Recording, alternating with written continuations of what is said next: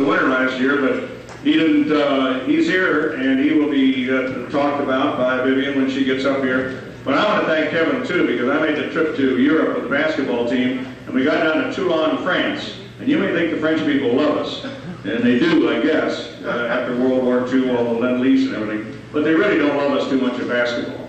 And so we had officials against us, the crowd was against us, and then right toward the end of the game, when Tom Davis's team was really beating the daylights out of this club, and they were mad about it, and the officials were doing everything possible to throw the game to the French. This guy comes up and slugs Kevin Skillet in the back of the neck. Just bang, hit it. And I was up there covering the game, doing some tape recording and doing some filming and stuff like that.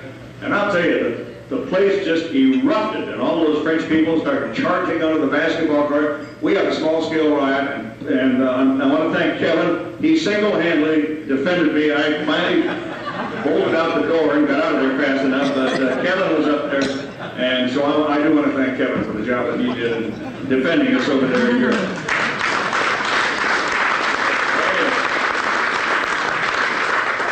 So don't get him up here to talk, because the lights will go out before he gets up. Kevin, congratulations to you for winning last year. Right now, I don't have to tell you the history of this lovely lady and her late husband, Ben Trickey, and what this all means to this particular program tonight. So without further ado, to present the Ben Trickey Award, Vivian Trickey. Come on up, Vivian.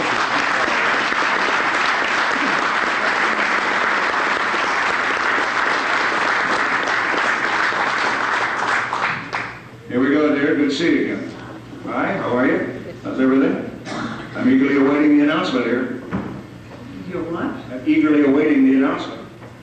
Oh, well. None of you and me doing anything. I'm corresponding with Sharon Stone right now. So I can just get her to open her damn letters. It'd be great. I don't know why I even try to compete with him anyway. Anyway, I always think I start the speech always the same way.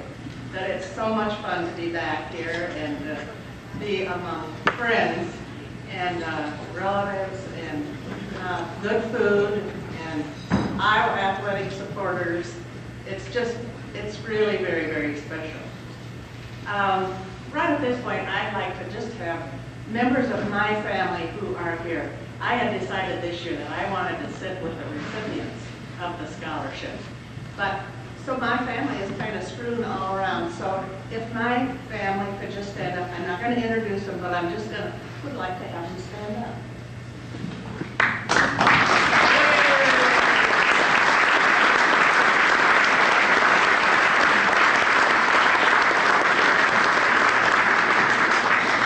Thank you very much. Anyway, we are honored this year of having more of the recipients here than we have had in the past. And when I introduce them, I would like to have them come up also. So if Scott Helverson, if you'll come up, and Tom Stemler, please come up. And we have Kevin Skillet, if you will come up.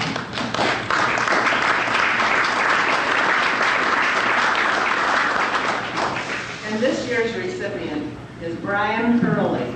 And Brion, if you'll come up.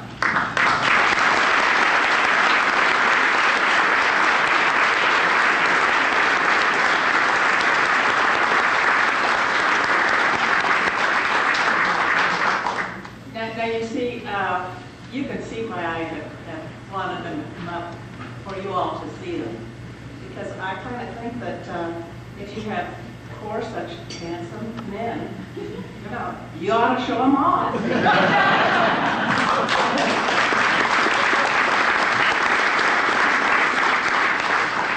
And certainly, your contributions have helped make all of this possible.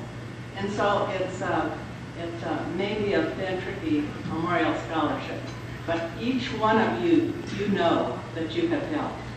And that's what I told them all. They may think that they come from Des Moines or the Quad City area or Iowa City, but believe me, now that they are a Ben Trickey Scholarship winner, They've got all of Marshall County behind them. So whatever sport it is, I know that you're all very, very proud of them. So, and of course last year, Kevin Skillet was not able to be here because he had a physics test. Oh, you know, just a little final test like that. And but it was sort of impossible for him to be here. But so it's very special to have you be here this year. And tell us, I know that you are all in your various fields of endeavor, and but it's just great to have you here, always. So I think right now, I have talked long enough. I would like to tell you about Brion Hurley, who is the recipient this year. Brion is 6'4". He corrected all of this. He says that he's a little taller. He is 6'4", 210 pounds. He is the starting place kicker on the football team. He is a junior, and he is a statistic and his major is statistics. Pardon me? Did I say something wrong? Wouldn't be the first time, I'm sure. Anyway, he was the first team All-State at Iowa High, Iowa City High, and in Iowa City. He played football, basketball, and soccer in high school. He is the 18th recipient of a scholarship since Rod Sears in 1977 received the first one. So, Brion, we're very, very glad to be here.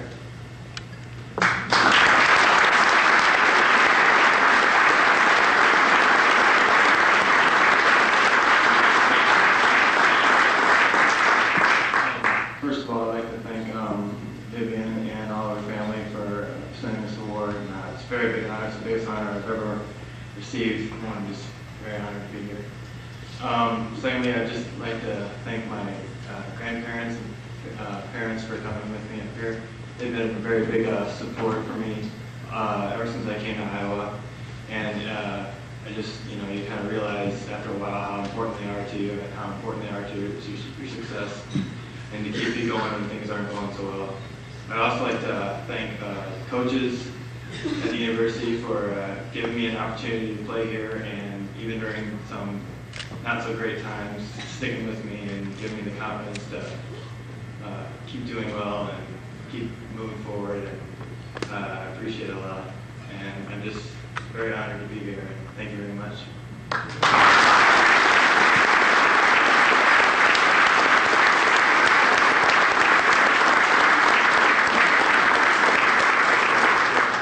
I'm sorry, Brion. I meant to introduce or have all of your parents and grandparents stand. Brion has 5 people from his family here. So would you all?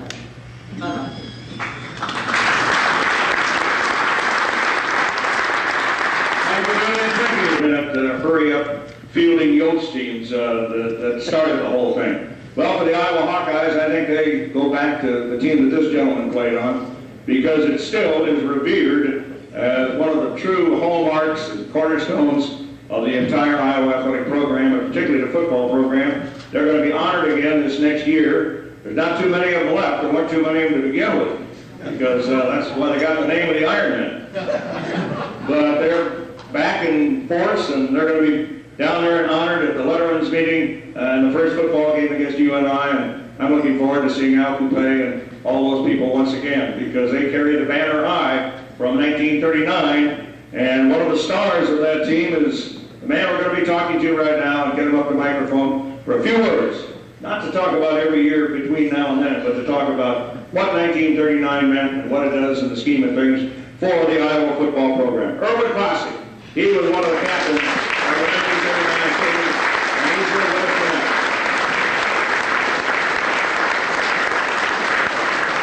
Erwin Prasse. Yeah, they beat Notre Dame, and they beat, I got up there in the team by Minnesota. Oh, you got a fast legs. You move pretty good still. Where are you living now?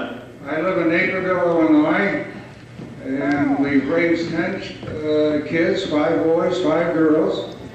So my beautiful wife is sitting over there with 4 girls. We have 3 children. I tried to get them all moved to Iowa, but I've only got 30 here so far. We have 3 down in Texas, or 2 in Texas, 1 in Arizona, 1 in Salem, Mass, and 3 in Naperville yet. And we're still working on getting home with Iowa, where the good folks are. Hey, that's great. I'm going to have Erwin Prasse say 2 words here. My wife said, don't talk too long, because when Al Coupe and I got together at previous meetings, we spent the whole night talking and everybody went home. We ended up talking to ourselves. I just want to say that I am so overjoyed at the opportunity to visit with you people, and I would like to be here after the proceedings are over and we can just shoot the ball. I met Ben Trickey's grandson over there in the corner. Ben Trickey was a freshman when I was a senior, and I used to play against Ben Trickey in practice basketball when Riley Williams was the coach. And Ben was a very fine person, much admired, and a great athlete, even though he wasn't, he didn't have the 6'7" stature that they have today. To the young people, and maybe some of the old guys that are still breathing like I am. I'm 77 years old. I'm going to be 78 in December. But I still have dreams and things that I want to do, and I want to get across to you the point that Niall Kinnick made to a bunch of us, and I tried to very quietly do by myself, and that is have a dream.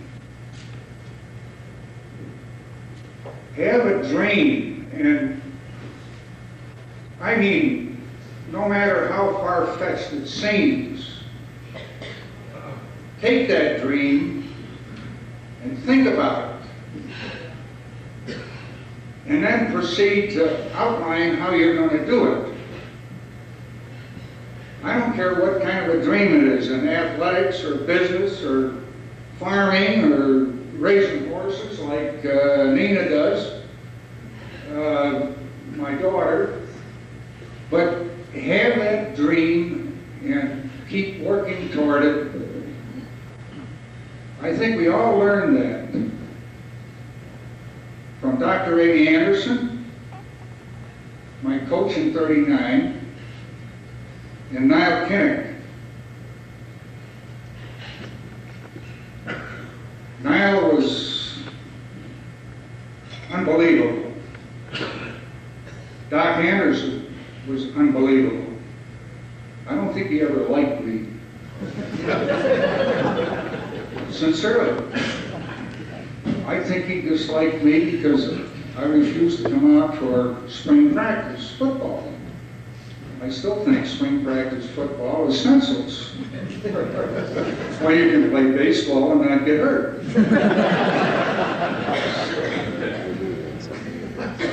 But I had a dream. I wanted to do something. The nice judge, Michael L. McKinley, that sent me to Iowa from Chicago, would remember. He had no children, and I was kind of his son. He never called me Irv, he always called me Erwin. But my dad was born in the old country, in Germany, Bavaria. My mother was born in Saginaw, Michigan. My wife says I got the build of my father and the mouth of my mother. She was a redhead. And I love redheads. I think they're special people. But this isn't a night for Erwin Prasse. This is a night for the coaches that have done such a magnificent job at Iowa. Coach Davis and Gable. These two guys are fabulous. And if you just give them the support that is necessary to produce, to achieve that dream, these people are instilling a dream in every freshman that comes into the area.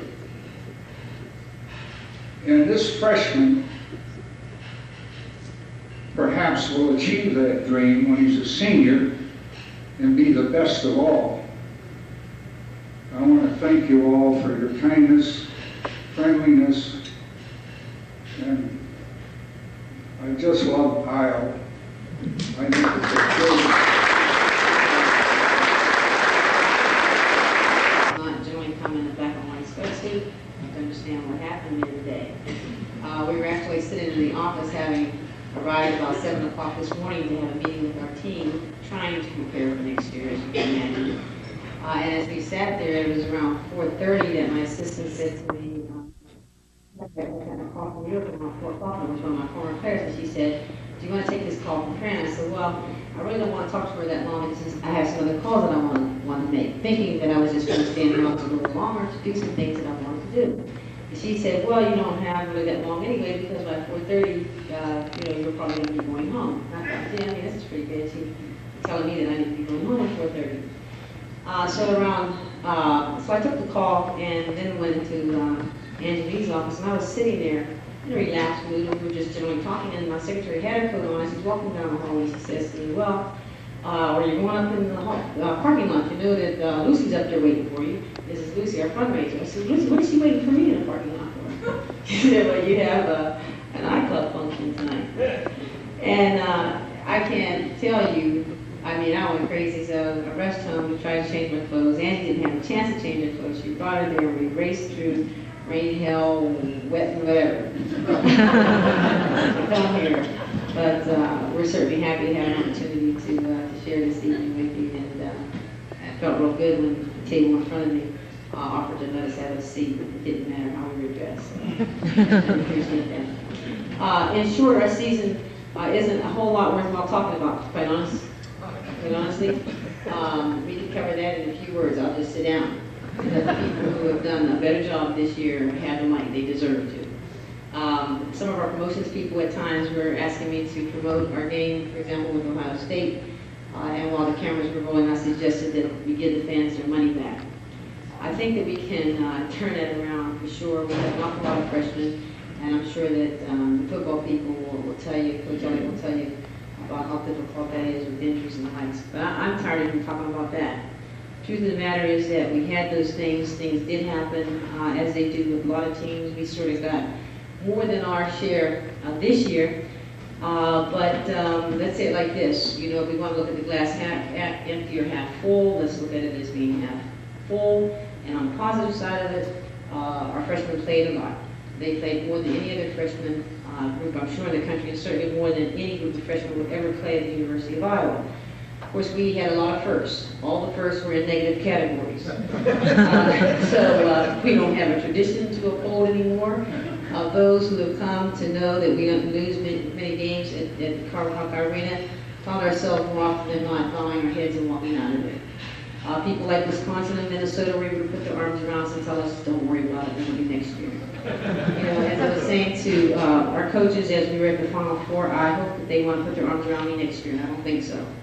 But for right now, they have an opportunity to exchange places with us, and we now know what it means when people really drill you, and we got drilled a lot.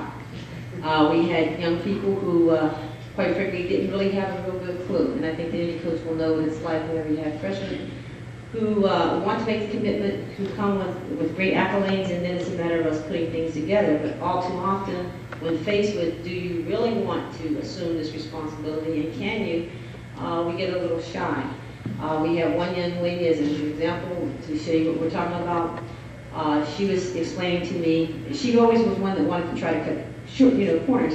And so she was explaining that, well, if I pass the ball to this girl and I pass the ball to the opposite side, they go down here, I run the same route. And so, what if I just sort of pass it? She was a defensive player. She was saying, what if I just wait down there until Karen just comes down there, and then I'll be able to play her, and I don't even have to worry about running all those other routes with her. So I'm thinking, okay, I can't believe that she said this, but she did. And sure enough, the junior looked at me and said, okay, Karen, show her what we're talking about.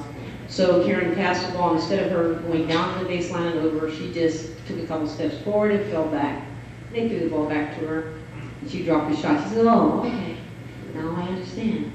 And so we went through a lot of that this year. It's gotten to the point where people who introduce me, and it's pretty good when you can laugh at yourself, but it hasn't been comfortable, but I've had a laugh. This has been real funny. But when people have had some things to say, so I'm going to try to tell you what was said to us at our last banquet. They said, you know, you're in trouble when your GPA is higher than your PPG. You know you're in trouble when, in the 4th game of the season, you're looking forward to the Big Ten championships. That's the only way you're going to get into the NCAA. That's what happened. You know you're in trouble when the Des Moines Register sends some people out to do a coverage on your cheerleaders who now are singing at your national anthem. And that happens. You know you're in trouble when Sports Illustrated comes out to spend a couple of days with you to cover the anterior cruciate injuries that you have. And that did happen. And to keep in line with what the men were saying, we know that we're in trouble when Iowa State calls us for a game midweek.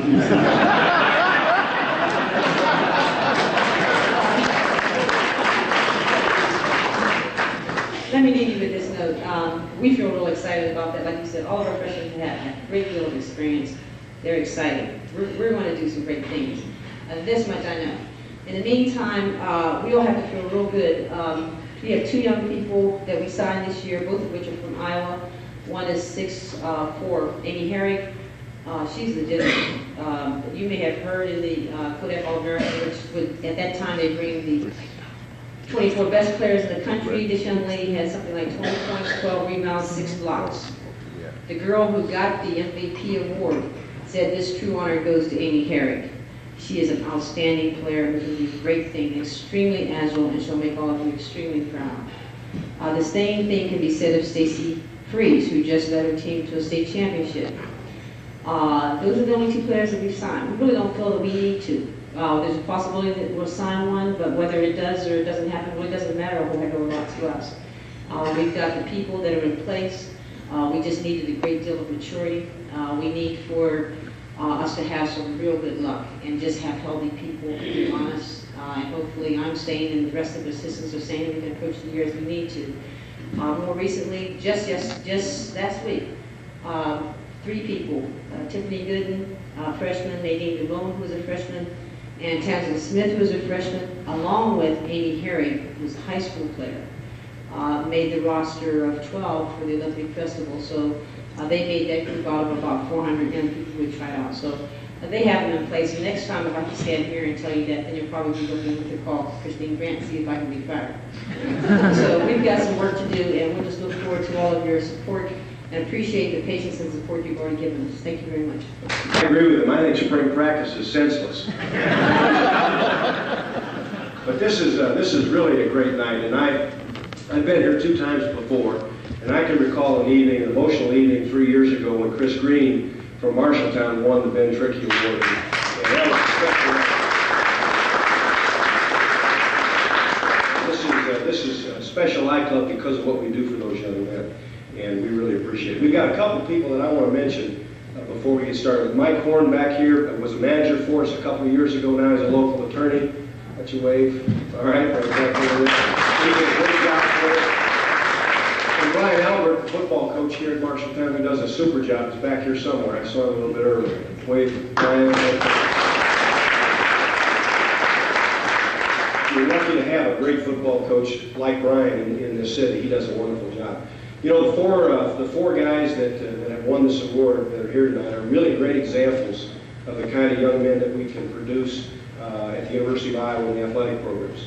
With Brion Hurley, that's on our team right now, and Scott Helverson, and Tommy France, and Kevin Skillet, those are great examples of the kind of people that we're producing at the University of Iowa. I might want to mention one thing. Scotty Helverson is going to be a Big Ten official next year for the first time, and we're glad to have an ex-Hawk calling some pass interference calls.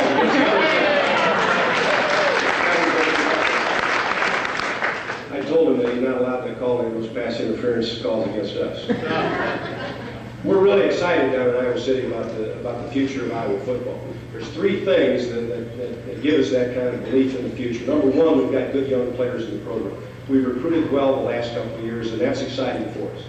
Number two, we've got a new facility that's online now. We'll move in the next couple of weeks to the entire facility. We're already in the waiting room. That will enhance our recruiting for years to come, and I think it's really a great development tool as well. And third, I think there's a real positive, cooperative atmosphere on campus now, and I think we're playing on a level field as far as admissions requirements and all those type of things. And I think that's really been a great plus for us in the last year. Obviously, we just finished our spring game. Next year's team is going to be a fun team to watch. Our spring football game is a little bit like watching the WWF wrestling match. It's really a put-up deal. I coach defense, and it's hard for me to swallow that. They put us in a bind, and the offense kind of runs up and down the field. Hayden likes a lot of points in the spring game. That's what we do. But there were some things that were pretty obvious from the spring game. Number one, we're going to be good on offense. I don't care how put-up you make it. That's a good offensive team. That's a mid-1980s offense at the University of Iowa. They're going to be really fun to watch. We got two quarterbacks that can win. Sherman can be as good as any we've ever had. I think he's got great accuracy and presence. And Driscoll could start for 5 or 6 of the other Big Ten teams, I'm telling you. And so we've got a great situation at quarterback. They've got guys to throw to. We had a good receiver corps before they moved Timmy Dwight over there. And now it's special. They can throw him the ball at 5 yards, and he can turn it into 55 in a hurry. And he had a great spring catching the ball. Demo Owens and Rashard Carter, Willie Guy, all those guys can run and catch, and it's going to be fun to watch them in the open field. We've got excellent running backs. You know the Cedric Shaw, and you know Tavian Banks. You've seen Tavian play for years. He wasn't completely healthy Saturday. He still did some things that shows that he knows what to do with the ball, but he was really tired. He hadn't practiced all spring. So the spring wasn't there in his legs. But we've got a good offensive line to protect those quarterbacks and those backs, and Casey Wigman and Matt Purdy and Ross Verba, 3 Iowa guys, will lead that line, and we'll be outstanding as far as protecting the quarterback. On defense, it wasn't really a very good indication Saturday of what we could do. We had several players out. Chris Webb was out. Chris Jackson was out. Tom Knight was out. Bob Yacob. Some of those guys didn't even play. We had 4 or 5 starters missing in the ball game. But I think what was apparent was that Vernon Rollins is going to really help us. He is not an All-American yet. He's going to be a good player. He's going to be an outstanding player. We've got to give him some time to move into that. But he's going to help us. We'll be better at linebacker just because of him. Jared DeVries from Parkersburg is going to be an outstanding defensive lineman. He had a big game Saturday, had 4 sacks against our first line. He's going to be an outstanding player. We've got some young defensive backs that really got a chance to show their stuff. Eddie Gibson from Davenport Assumption, who was the MVP of the game or whatever, and he had about 13 or 14 tackles. And Eric Thigpen from Chicago, who intercepted 2 passes. So we've got some people on defense to work with. We just got to mold them and put them together. I think it's going to be a real fun team to watch. The thing that makes it fun for Iowans to watch this team is not only the fact that we'll be a very competitive and high-powered offensive team, but most of those guys are from right here. I mean, when you talk about our quarterbacks are both Iowa products. You got Timmy Dwight and Tavian Banks, and you got Chris Webb from down in the southern part of Iowa, Jared DeVries, our kicker, Brion Hurley from right here in Iowa City, Nick Gallery from East Buchanan High School. All those guys are Iowa guys. And it's fun to watch our guys play against the guys from Michigan and Pennsylvania and beat them. That's a lot of fun. And it's going to be fun to watch the Iowa guys because those are the guys that are going to make the difference for us this year. And all of the Texans and the New Jerseyites or whatever they're called, those guys are going to have to fit around those Iowans and make the team competitive. It'll be a team that's going to have to get off to a fast start. We need to get out of the gate fast. We're going to have a wide open offense. And we've told our defensive players all we have to do is stop them once per half and we can win. If we can do that, we're going to be all right. But we've got to take care of business early in the season. People that think we've got a lighter schedule early on don't understand the business of college athletics. Our guys have got to focus on what they're supposed to do. Otherwise, we'll have our hands full with those early opponents. We want to thank you on behalf of Hayden Fry and our staff and the football players for the great things that you do for us. I want to mention one particular moment this season that really made a difference to me. We're in the middle of the lull at mid-season that we had, and I think we'd lost maybe 4 Big Ten games in a row. We're playing Michigan State at home, playing a team that had also lost 3 or 4 in a row. And yet, when we went into the stadium, the atmosphere that night, or that afternoon, was a championship game atmosphere. It was a wild atmosphere. The people from Michigan State couldn't understand it. They just thought they were going to play another Big Ten game. The reporters from the Detroit Free Press, they couldn't understand that atmosphere. They couldn't understand.